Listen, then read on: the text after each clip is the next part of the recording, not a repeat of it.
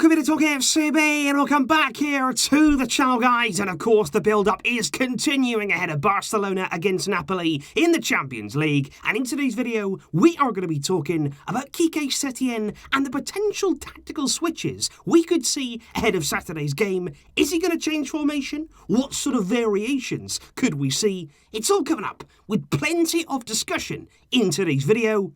So let's get to it. And I do have some exciting news because today's video is coming to you courtesy of Golazo Jersey, and this right here is the place where you can get your brand new Barcelona home shirt and Barcelona away shirts for the coming season. And to be honest, guys, I've had many people saying to me, look, the prices of kits these days from the official store, it is ridiculous. And I completely agree. And that is why here you've got another option. I'm not saying you've got to buy from here, but I am saying that I do recommend it. I bought now from Golazo Jersey for the past 3 seasons. I've been so happy with the quality that I've received. They're replica shirts, but the quality is outstanding. You've got 2 choices. You can get the fan shirt there, or pay a bit extra and get the player version, which again I would recommend because it really does feel nice. They come there with all the tags, all the official personalization. You can also request when you check out if you want the Champions League badges as opposed to the La Liga ones. Honestly, anything you want there, Golazo Jersey has got you covered.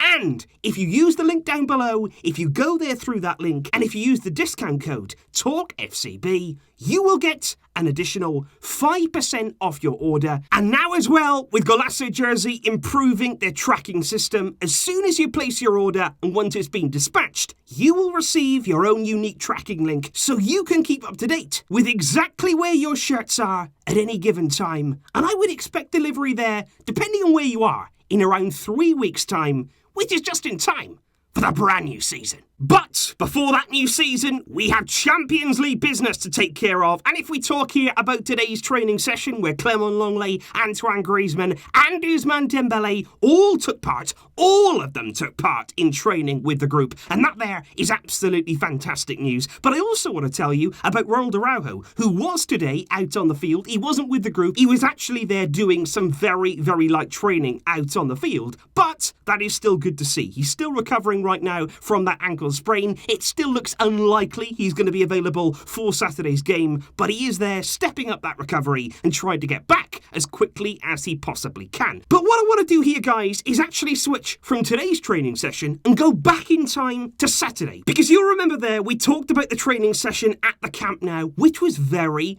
significant. Because that session there, as we found out later on, was fully behind closed doors. And it was off limits there to the media, even the photographers. There was very limited photos from that session, and the reason for that was there was actually there a full-on game played in that session at the Camp Nou on Saturday, and that was where you started to see these switches from Setien and the formation for Napoli take shape. And it all starts, I feel, with Antoine Griezmann, because yesterday MD came out and said Griezmann is fully ready to face Napoli. He's feeling good, he's feeling fit, he is 100% fit to play on Saturday, and also that he was one of the most impressive players and he was outstanding in Saturday's training game that was played out at the Camp Nou. And it was interesting also that it wasn't just MD, Cope, who are a very reliable source in Barcelona. They came out and said that Griezmann is ready for the game on Saturday and he's arriving. And they said these words, like an aeroplane. Griezmann really moving in the right direction. And it seems as though he did make a glowing impression in that session. And this is where it gets really interesting. Because last week, you will have seen this cover. It was on the cover of Sport and it said, Setien considers a 3-5-2 formation against Napoli, which is interesting. And I was going to speak about this in the tactical preview, but now we have to address it here because it was an interesting option. When that first came out, I was thinking there, I could understand the benefits. You look at that team there with 3 at the back and 5 in midfield there. You do have a little bit more protection against the counter-attack because when those full-backs go forward and it gives them full license to do so, you still have the 3 at the back there who can guard against the Napoli counter, which of course would be important. What you would have to say there, though, is the big downside is you've only got 2 attackers. That, for me, it's a blow. I think against Napoli, we need firepower. We need to threat there in front of goal. And with Suarez and Messi lining up there, you of course wouldn't have had Griezmann and you wouldn't have had Ansu Fati either. So that was certainly the downside. But, like I say, this is where it gets really interesting. Because yesterday reports emerged that Setien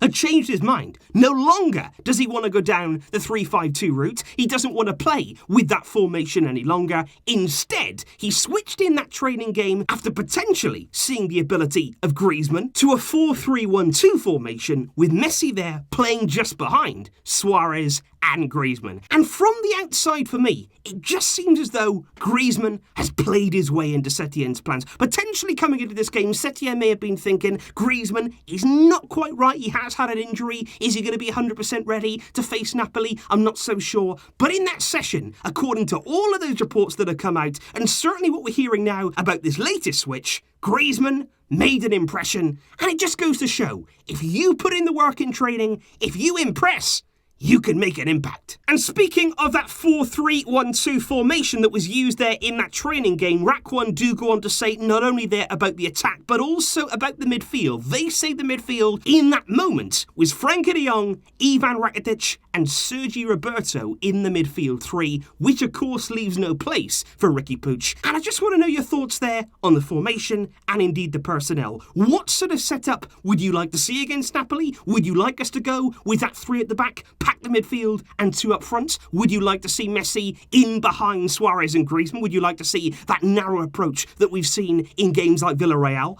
And that midfield, what do you make there of De Jong, Rakitic, Roberto? Or like me, do you want to see Ricky in that team? Which is still, by the way, definitely a possibility. And of course, guys, we are going to be talking about these formations, about the systems, and about the two teams going head-to-head. Much about that in the tactical preview, which is going to be coming up there before the game. But what I would like to end on here is that I think what we're seeing is orchestrated confusion. I think certainly in the build-up here against Napoli, we're seeing different formation, different system, different report out in the media, and that's the way that it should be. We have to leave Napoli here, coming into this game, guessing. We don't know what Setien is going to do. The media don't know what Setien is going to do. And all that we're doing here is speculating. And Napoli and Gattuso, they're going to be doing the same. They're still going to be guessing what sort of approach we're going to go with. And that's a good thing. We don't want to be predictable. We don't want to have our system easily figured out. And ahead of this game, it's all building up nicely. And of course, guys, there is so much more to come. Please leave your thoughts in the comments down below on everything we have discussed with regard today to the tactics. And of course, if you do want to get those shirts, the lovely Barca shirts, ahead of next season, just use that link down below. And do not forget to get that extra 5% off with the TalkFCB discount code.